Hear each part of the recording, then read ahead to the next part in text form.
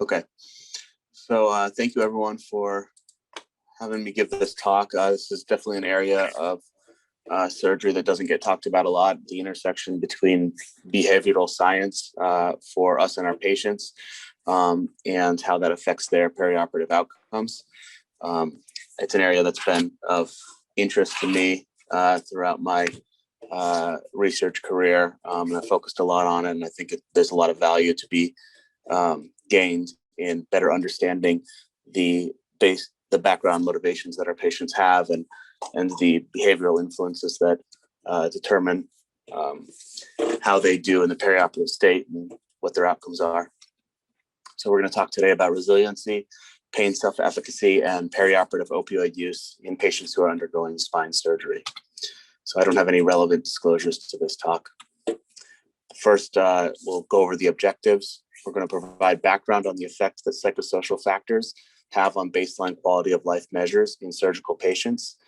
We'll be kind of using the biopsychosocial framework that's been very popular in the psychological literature for the last number of decades. We'll also define resiliency and pain self-efficacy. We'll discuss the effects that these items have on patients' health-related quality of life.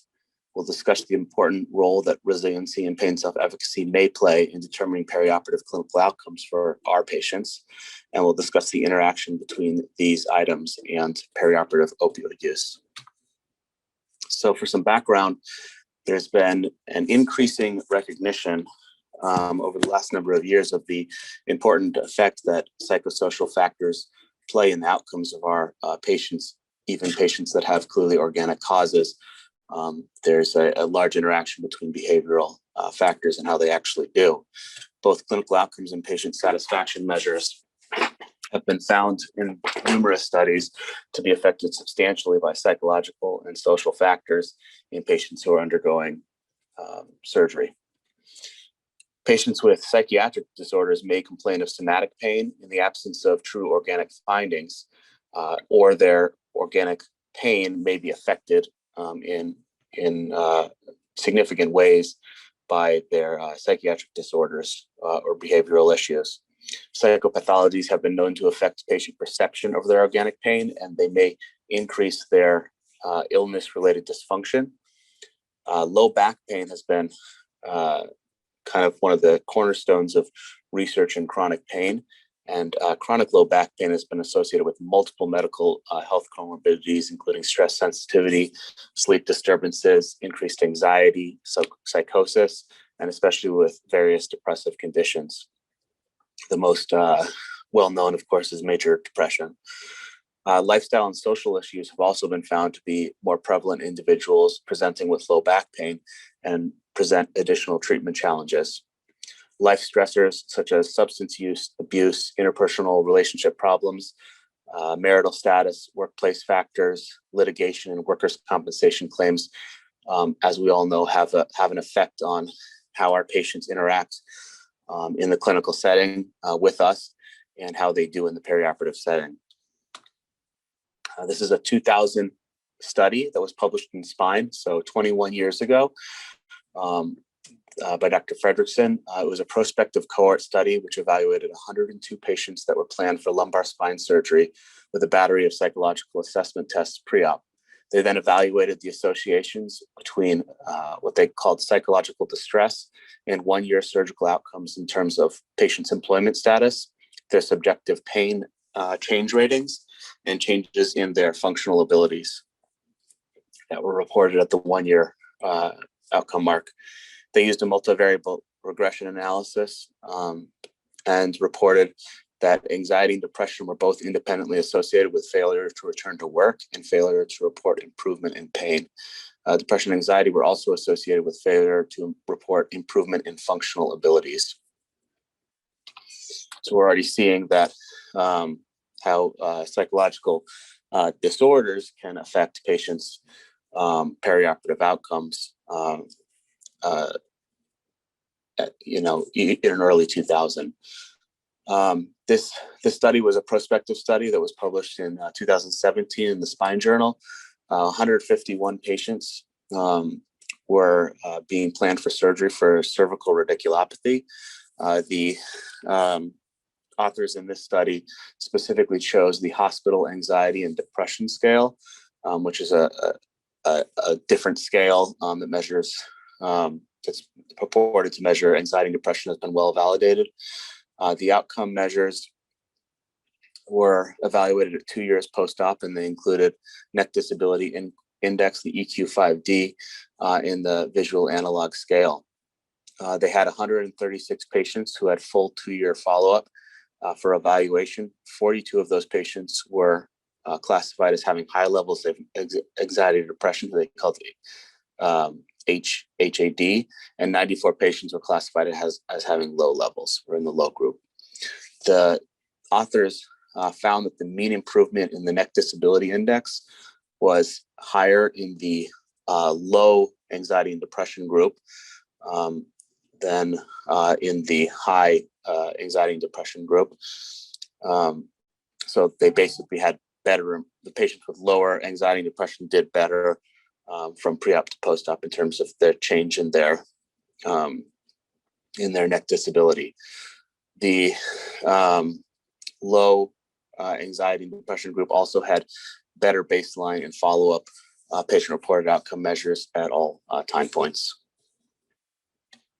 So we're seeing at this point how much psychological factors can be essentially risk factors in terms of patients not doing well.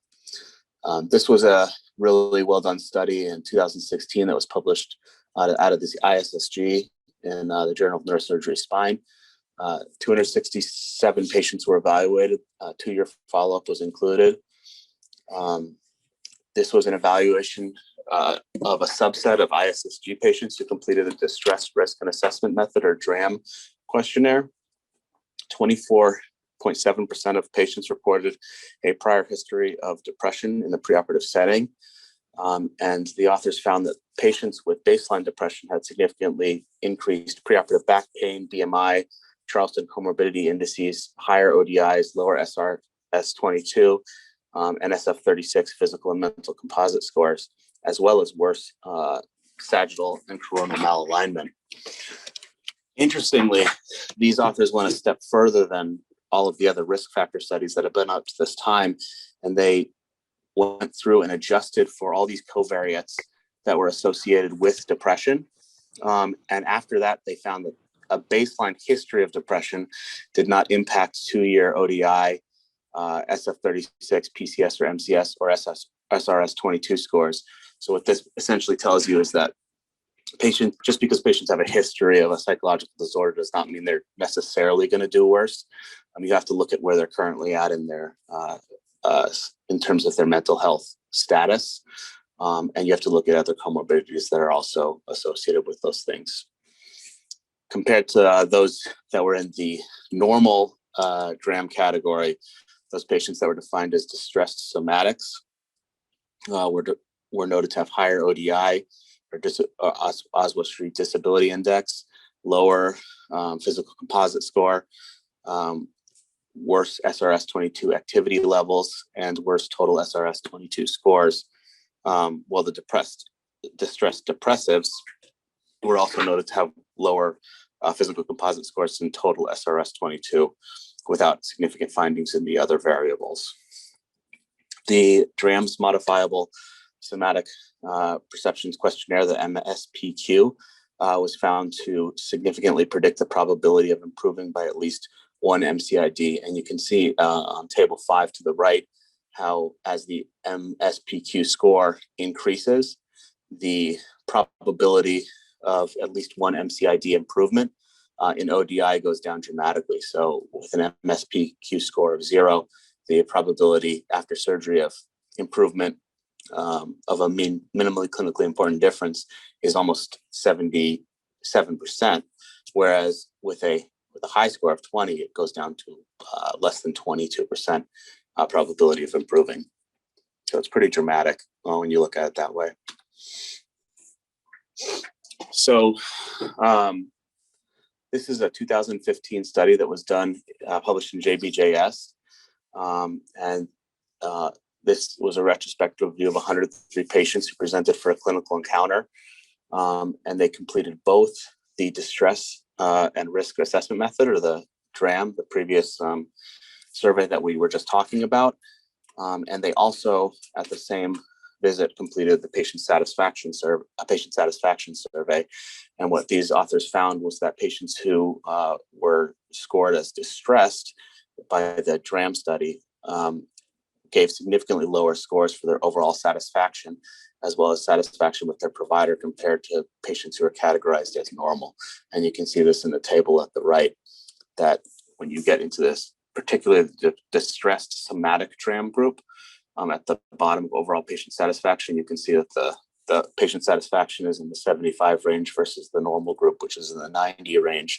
Similarly, in the patient satisfaction with provider, the distressed somatic DRAM group, who are essentially patients who their psychological distress is being manifested in somatic or organic seeming ways,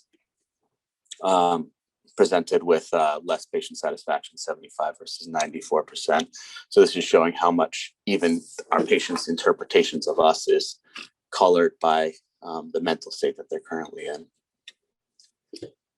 This was a 2015 meta-analysis that was published in the Spine Journal that looked at a total of 31 studies. 13 of them were prospective and 18 were retrospective. And this was basically looking at the association between workers' compensation status and the outcomes in spine surgery. And this is kind of getting into, we were just talking about the psychological and psychosocial aspects of healthcare of our patients, and this gets into the more social outcomes and the work outcomes part of that. There was 3,567 total patients with a variable follow-up time from 4 months to 10 years. The risk ratio of unsatisfactory outcomes in patients with workers'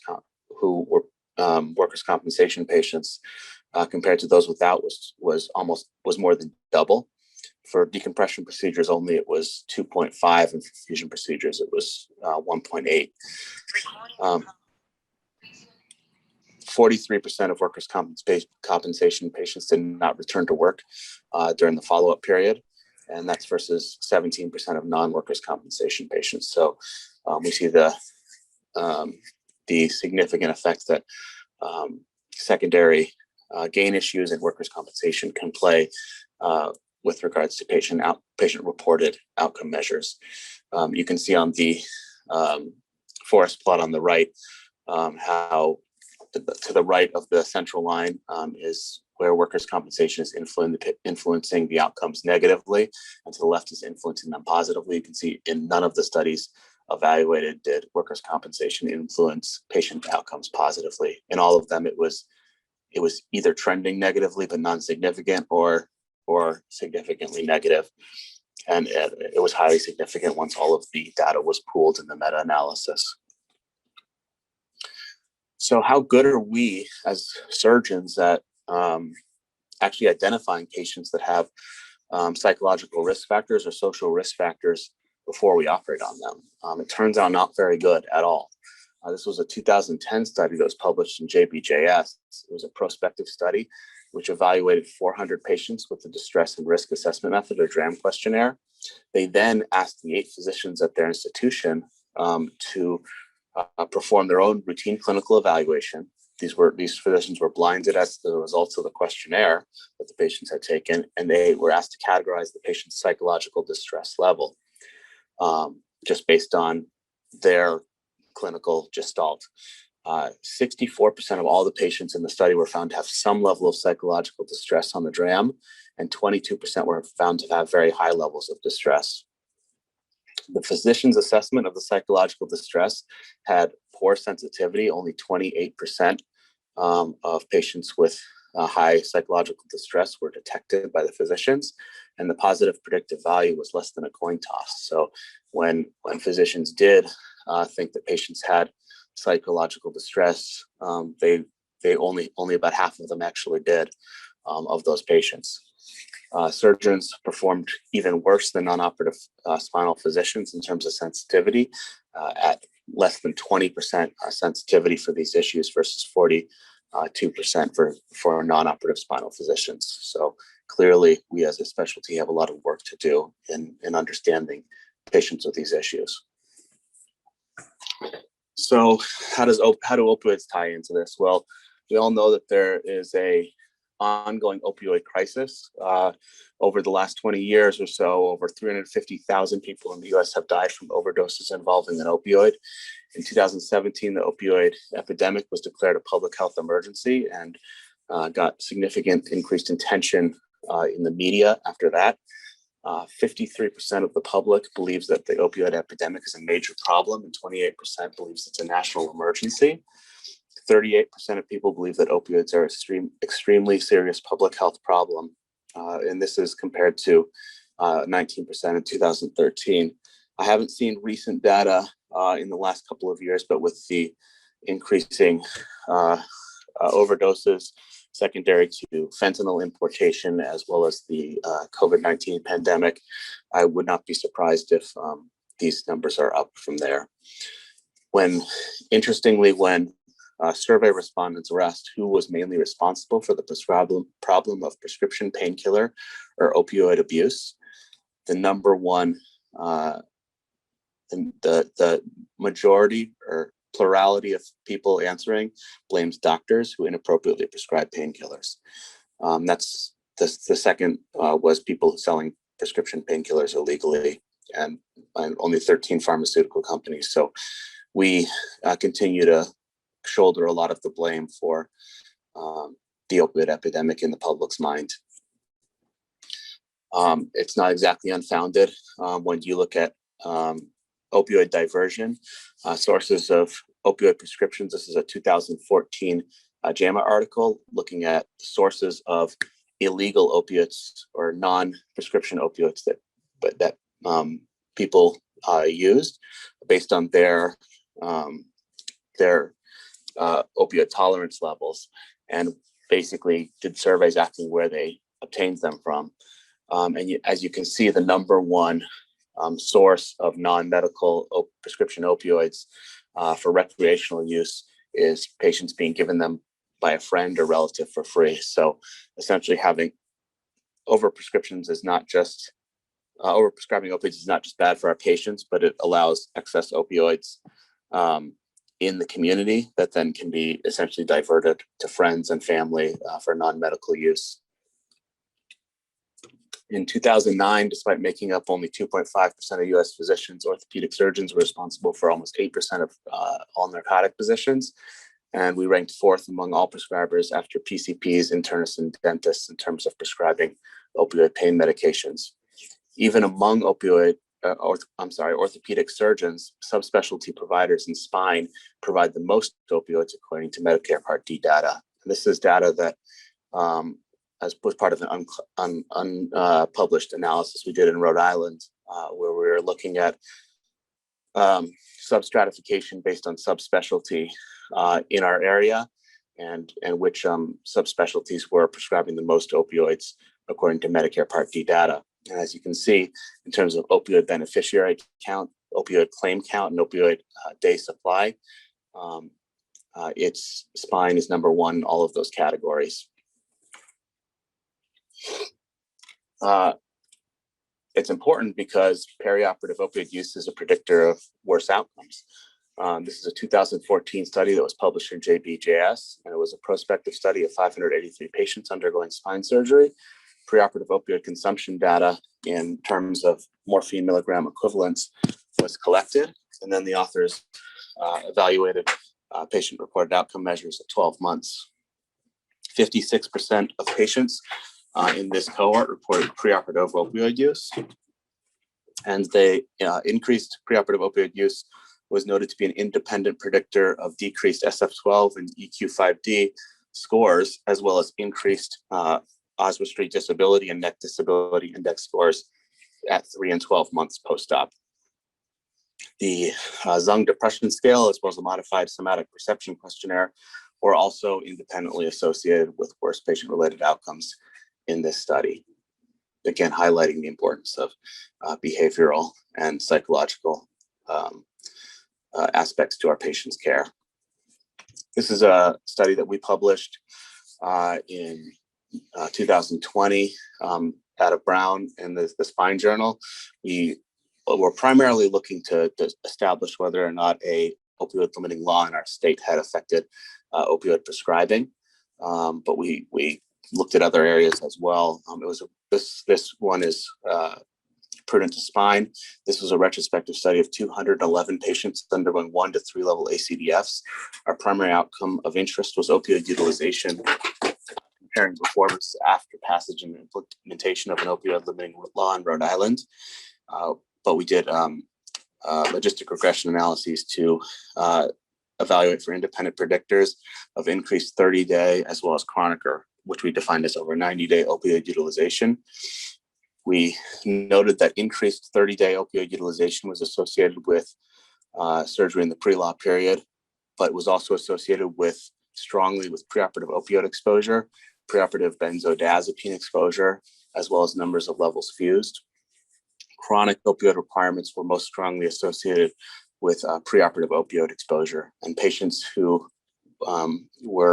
had been exposed to opioids before surgery had a 4.5 times higher odds of requiring opioids more than 90 days after surgery. So this study has been replicated in multiple other states since we published this with similar findings. So why are resiliency and pain self-efficacy important? The interaction between behavioral science and research into spine surgery has traditionally been focused on the psychological factors that are associated with poor outcomes. And as you can see, the way I've been presenting this up to now has largely been focused on what are risk factors for patients to do poorly in the postoperative period. But there's the other side of the coin, and that this is painting an incomplete picture. Rather, identifying and reinforcing factors that may be protective in the perioperative period is important in terms of optimizing outcomes for our patients. Looking for patients that actually have protective factors may be helpful in choosing patients that are appropriate for surgery and helping patients do better in the perioperative period. So what is resiliency? Well, it's defined as the ability to bounce back or recover from stress. That's the most common definition I've seen, but there's a lot of ways to define this, even in the literature. It's defined in psychology today as the ineffable quality that allows some people to be knocked down by life and come back stronger than ever. The capacity to recover quickly from difficulties, often equated with toughness. In the literature, this is often kind of interchangeably referred to as grit. Factors which may increase resiliency include stable characteristics like optimism and having purpose in life, as well as more fluid processes like daily positive affect and use of active coping strategies. So moving on to pain self-efficacy, what is it? Well, it's defined as a person's confidence regarding their ability to function effectively while they're currently in pain. It's been characterized as a protective psychological resource associated with better pain-related outcomes and improved functioning in those with chronic pain. So essentially, patients that have chronic pain that were unable to, this is kind of where the research began in this area, is patients with chronic headaches and patients with chronic low back pain that didn't have a organic solution, or didn't have a surgical or medical solution to improve their pain, and trying to figure out which patients were able to live their lives regardless, despite that pain, and which patients weren't. And pain self-efficacy was kind of defined as that ability. So the ways where we measured them for our study, we looked at the brief resilience scale, which consists of six different items, which are each answered on a 5-point Likert scale. It's been shown to have good internal consistency, reliability, and validity in multiple studies over the years, including in other countries and other languages. The way it's scored is that the average of the 6 question scores is calculated, and the final score ranges from 1 to 5, with greater scores representing greater resiliency. And if you look at the example of the BRS on the right, you can see that every other question is worded negatively and is scored in reverse. So BRS1 and BRS2 are essentially asking the same question in different ways. And one thing that this does is helps identify which patients are just clicking through the scale, but it also makes them think and answer it in a more thoughtful manner. So if you see BRS1, it's I tend to bounce back quickly after hard times. And if they strongly disagree, they get a score of 1. If they strongly agree, they get a score of 5. Whereas BRS2, if they have a hard time making it through stressful events, then strongly disagree is scored as a 5, whereas strongly disagree is scored as a 1. So again, it's asking essentially the same question from a different perspective. In terms of pain self-efficacy, this was developed largely in patients with chronic low back pain, but it has been validated extensively in multiple clinical populations, particularly with chronic headaches. Traditionally, the PSEQ consists of 10 items. However, the PSEQ2 was developed for easier utilization in busy clinics, and it only consists of 2 items that were basically the highest yield from the original PSEQ. It's been developed and validated in a population of upper extremity orthopedic patients. However, it has been validated in multiple other patients since 2014 when it was first developed, including patients with chronic low back pain. The way it's scored is that the 2 items are summated, and the range of the scores ranges from 0 to 12, with higher scores representing greater pain self-efficacy. The minimally important change of the PSEQ2 has been noted to be 1.5 for chronic low back pain. Most of the current literature that's focused on resiliency and grit is focused on residents and preventing physician burnout, or is presented in non-surgical manners for patients with chronic pain. So really, at this point, there's limited research to date on the effect of resiliency on dealing with musculoskeletal or spinal health challenges and surgery for our patients. So we'll investigate the current state of literature in these areas today. This is a 2012 study that was published in Spine. 299 patients with chronic spinal pain were evaluated. They were essentially eligible if they had pain for more than 3 months and were not being treated for a terminal illness. Resilience scale and multiple other relevant psychiatric scales were administered to the patients. Higher levels of resilience were found to be associated with higher levels of pain acceptance and better active coping strategies. Higher levels of resilience were also associated with lower levels of depression and anxiety. This model on the right is a very complex biopsychosocial model that the authors came up with that I think is less relevant to us. This is a 2019 study that was published in the Spine Journal out of my institution, Brown. 195 patients who presented to an orthopedic spine clinic complaining primarily of neck or back pain were evaluated. The enrolled patients completed a survey of demographic information, as well as the BRS and PSEQ2 short form. They also completed NDI or ODI, depending on whether they're presenting with neck or back pain. 180 patients completed the relevant surveys and were analyzed. Resilience was strongly negatively correlated with neck disability impact and moderately negatively correlated with ODI in the study. And this was a cross-sectional study, so there's no prospective nature here, importantly to note. This was a 2021 study published in, I guess, the Journal of Health Quality of Life Outcomes, looking at 117 total patients undergoing total knee arthroplasty.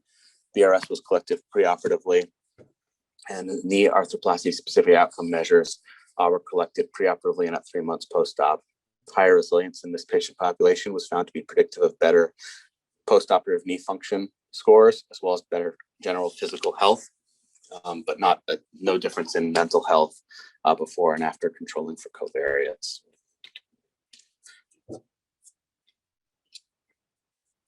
This was a 2019 study that was published in the Journal of Surgical Orthopedic Advances. It's another cross-sectional study of patients seeing an arthroplasty surgeon. I was not able to get past a paywall to see this one. However, they note cryptically that the PSEQ2 was associated with variation in the NRS. So I'm just putting this up to highlight the kind of limitations in the current research. They don't give any numbers in their abstract. This is probably the most comprehensive study on this topic that's been published to date. This was published in January of this year, 2021, in the Spine Journal. looking at 248 patients who underwent lumbar laminectomy with or without fusion for degenerative spinal conditions. I think this was out of Vanderbilt. Patients had completed a BRS and PSEQ at 6 weeks post-op. It's important to note that it was post-op, not pre-op. And I think largely this was because the major group who was performing this research was PMNR groups, and they were focused on how where to triage patients in terms of their rehabilitation. So outcome measures, including PROMIS, ODI, and NRS, were measured at 6 weeks and 12 months post-op. The authors noted that resilience at 6 weeks post-op was associated with improved 12-month physical function, pain interference scores, improved social participation, and less disability. Pain self-efficacy at 6 weeks was also associated with lower 12-month disability, but not the other factors. So we wanted to examine the relationship between patient resiliency, patient self-efficacy, health-related outcomes, as well as perioperative opioid use. So the purpose of the study that we developed earlier this year was to evaluate this association, which really has not been evaluated in depth to date.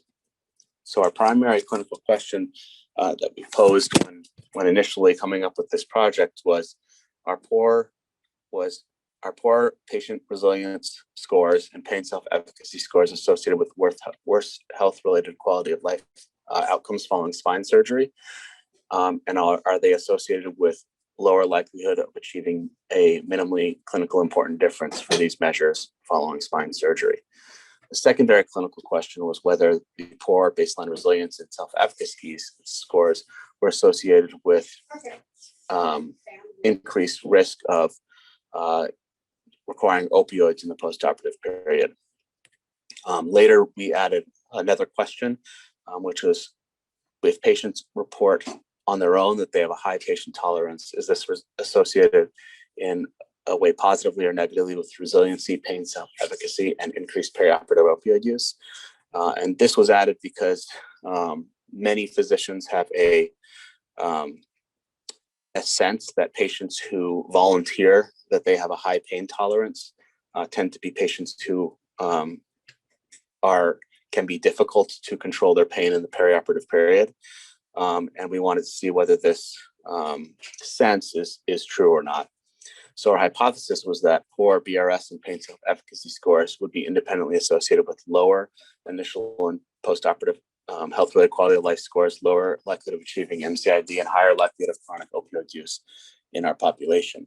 We also hypothesized that the self-reported high pain tolerance would be associated with worse resiliency and pain self-efficacy scores, as well as increased perioperative opioid use. So what were our results? Our methods were, we basically looked at all patients presenting with a primary complaint of spine-related problems. Any patient that presented to Dr. Mundis' East-Lex or Dr. Malone's clinic and volunteered to be part of the study was included. The BRS and PSEQ 2 surveys were provided to all patients who presented to this clinic. Baseline and follow-up self-reported opioid use was also collected at all visits.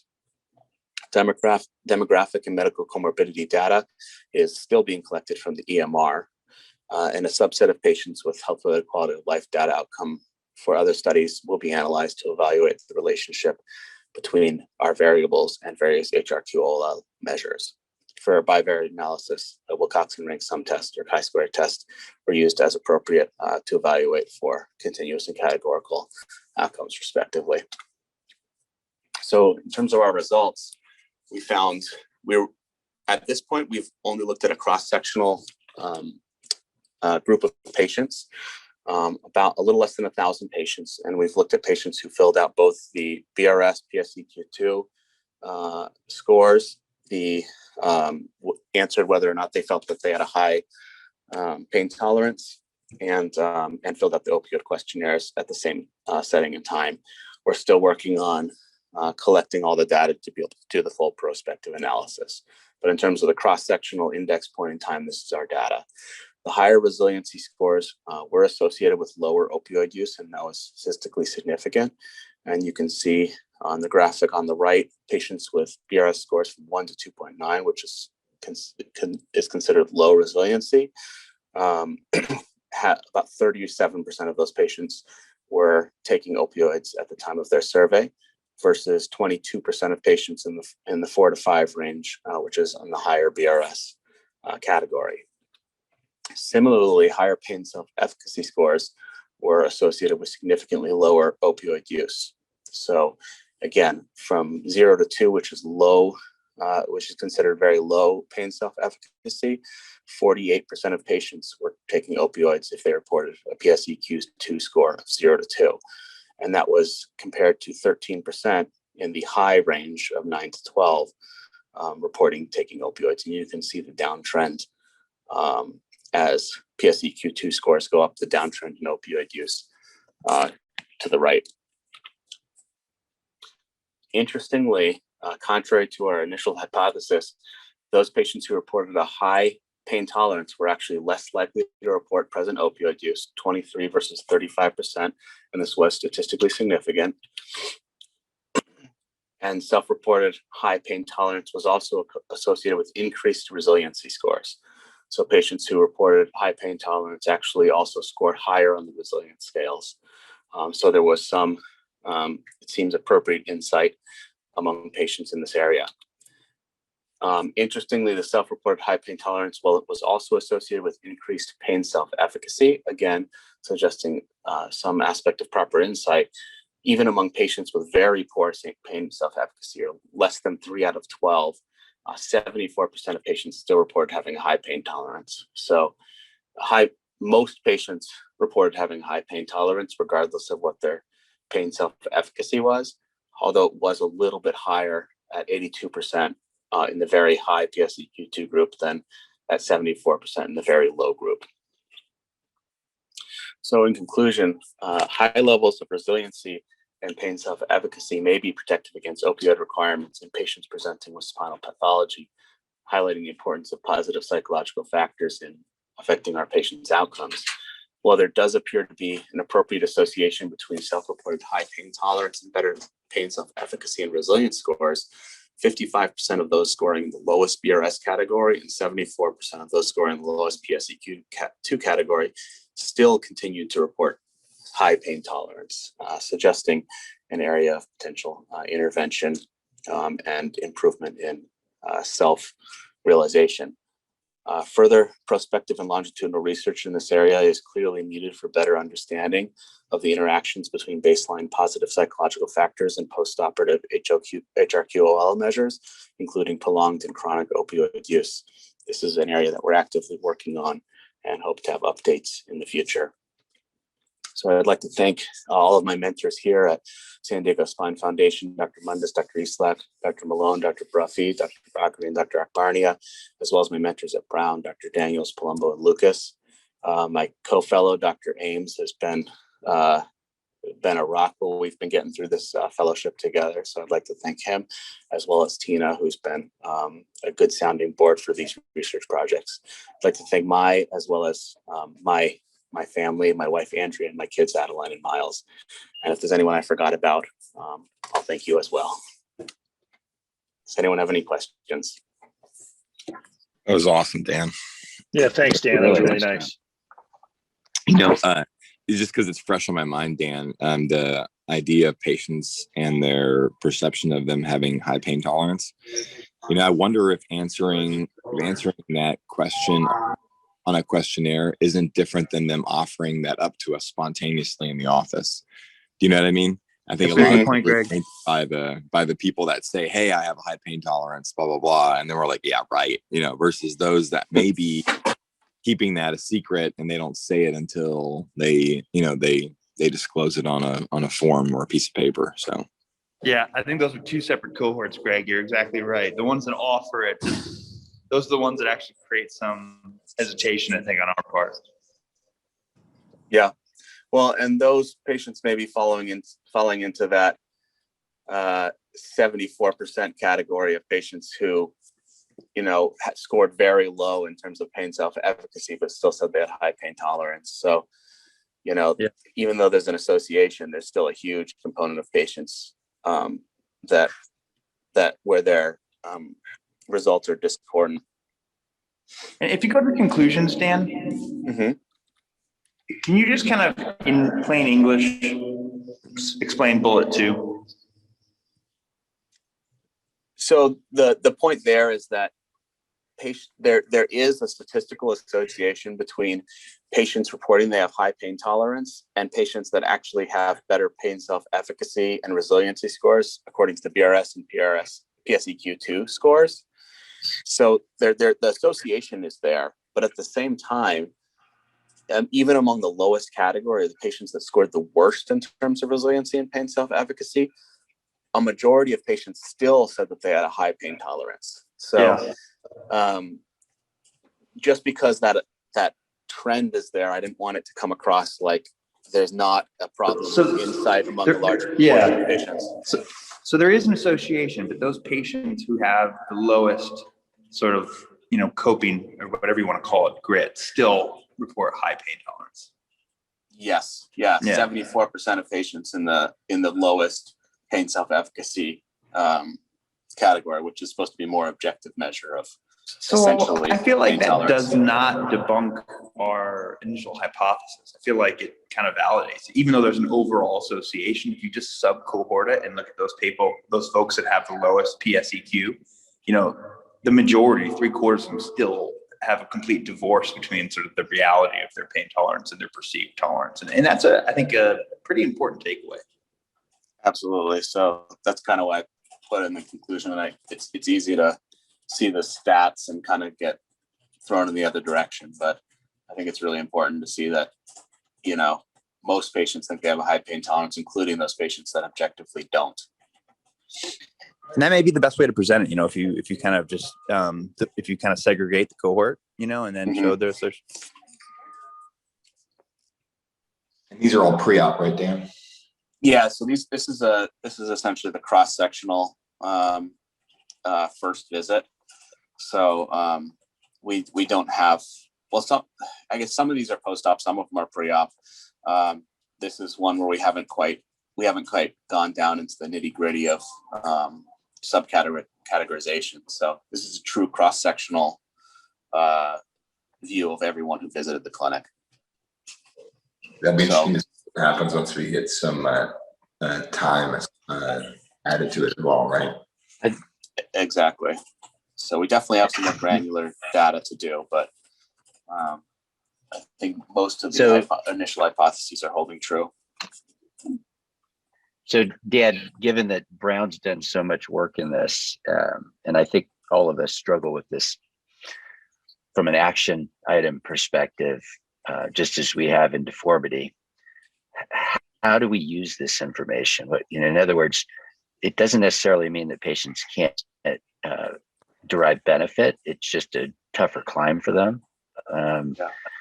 So do you anticipate that we'll use these scores to send everybody off to psychiatry, put them on meds, not operate on them?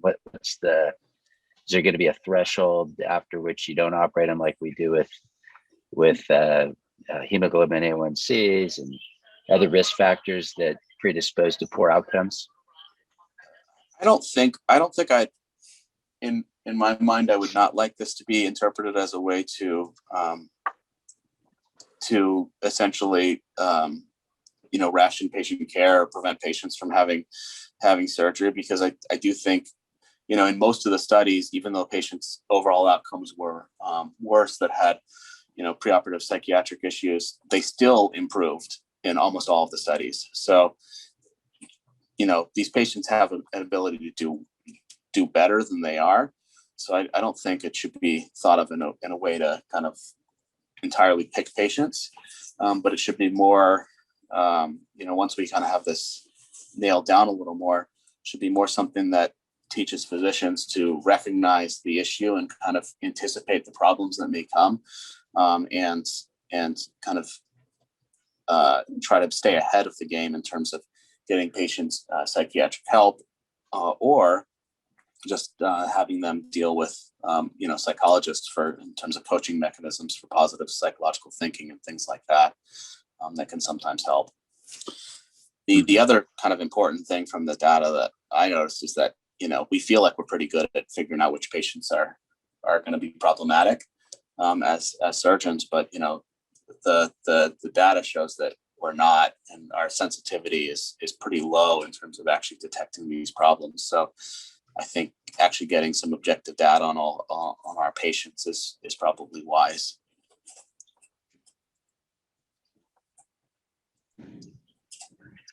Yeah, I agree with Thank that you. too, Very Dan. good, Tom. It's a good point. Yeah, thank you. I could see that helping us direct patients to psych, though. Like as a I agree, even, Greg. I even see this as preoperatively, helping people to kind of understand where they're going to end up with more objectivity.